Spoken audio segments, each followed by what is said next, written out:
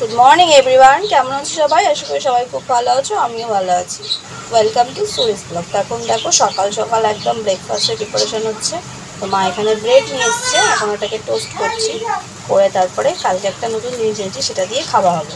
তো কী সেটা তোমাদেরকে দেখাচ্ছে। আমি রুটিগুলোকে ভালো করে গ্যাসের মধ্যে এভাবে টোস্ট করে দিই। নেলারও দিলে হতো, বাট এখন আর বের ইচ্ছা করছে না যেটাকে বের করে টোস্ট করি। তো এই যে ম্যাঙ্গো জ্যামটা কালকে এনেছি মাসকাবাড়ির। তো অনেক দিন ধরে ম্যাঙ্গো জ্যামের এটা খুঁজছিলাম, বাট পাচ্ছিলাম না। কালকে নিয়েই নিয়েছে একদম।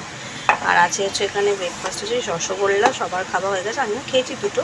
আর একটা হচ্ছে মা আবার তরকারি করেছে। তো চলো এখন জ্যামটা হচ্ছে ব্রেডে স্প্রেড করবো।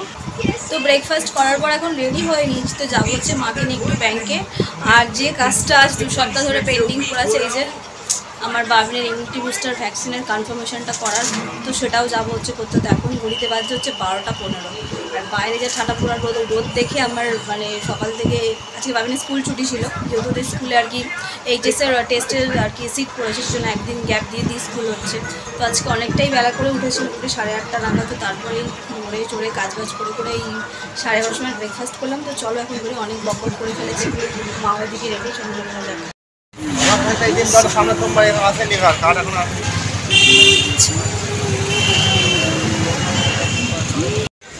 তো আমরা এখন এসেছি হচ্ছে মধুবাবুর দোকানে, মা যদি চলবে কিনবে তার জন্য।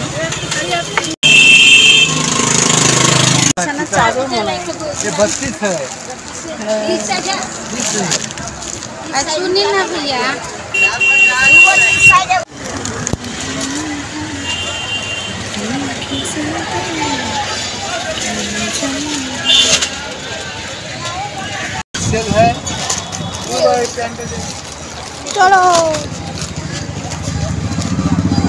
তাহলে তুমি চলে যাও। হ্যাঁ कब से खड़ा कितना आदमी चला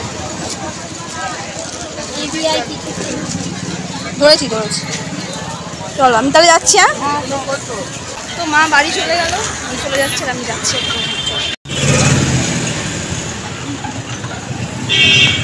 তো ওই যে চলে এসছি আমি চন্দ্রমণি হসপিটালে। এবার দেখা যাক কোন দিকে কাউন্টারটা বসে।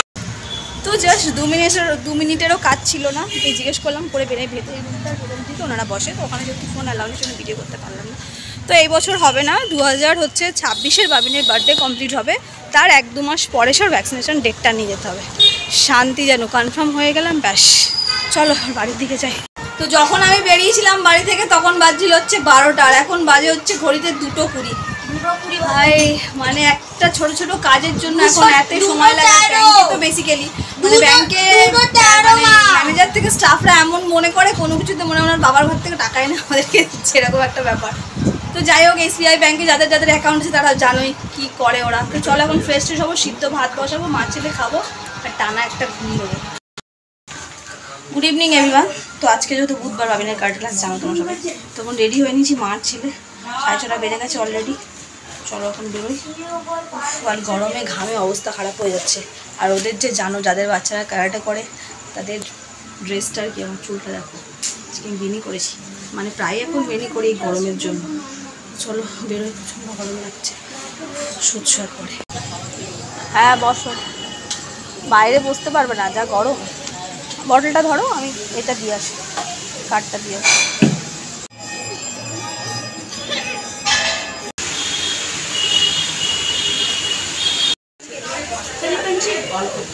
হাতটা ঠিক করে ওটা ঢুকিয়ে করা কোনো বেরো না জানো।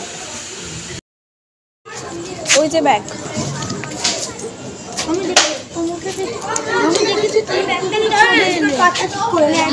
কি হলো?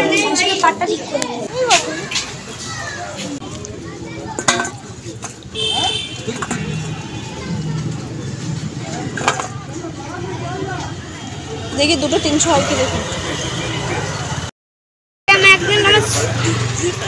লাগিয়ে রায় দুটো ম্যাগনেট চিপকে থাকবে। হ্যাঁ আর স্কেটবোর্ডটা দিয়ে আমার পাটা সরবে না। হ্যাঁ তারপরে তো এই বাড়িতে এলাম, ফ্রেশ হই। এখন রাত্রে রান্না করতে হবে, 9:30 বেজে গেছে, রুটি করব।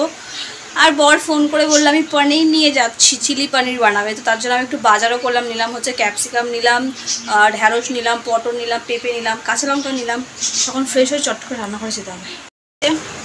চালদা নিয়ে এসে হচ্ছে পনির, আর আমি ক্যাপসিকামটা তো এনেছিলাম, তো এগুলো এখন কাটাকুটি করবো দিয়ে। আর এদিকে আমার রুটিটাও কমপ্লিট হয়ে গেল, জাস্ট এই স্যারকে সমস্ত কিছু গুছিয়ে টুছিয়ে দিয়ে দিয়েছি, পনিরটা ভেজেও দিয়েছি আমি। তো উনি এখন রান্না করছে, মানে চিলি পনিরটা উনি বানাবে। আর আমি এখন হাতে বাটি নিয়ে নিয়েছি, যাবো হচ্ছে ফেস প্যাক লাগাতে। তো চিলি পনিরে জেনারেলি পনিরটা ভাজা হয় না, তাও একটু ভাজলাম, ভালো লাগে খেতে বলে। এই যে পেঁয়াজ, কাঁচা লঙ্কা আর কি দিয়েছি, কাঁচা লঙ্কাটা দিয়েছি, পেঁয়াজ, রসুন আর ক্যাপসিকাম এখানে সব করছে। এখানে সমস্ত সস বের করে দিয়েছি, উনি এবার এগুলো রেডি করে আর বানাবো। চিলি পনির রেডি, ডিনার সার্ভ করবো। তো চলো সব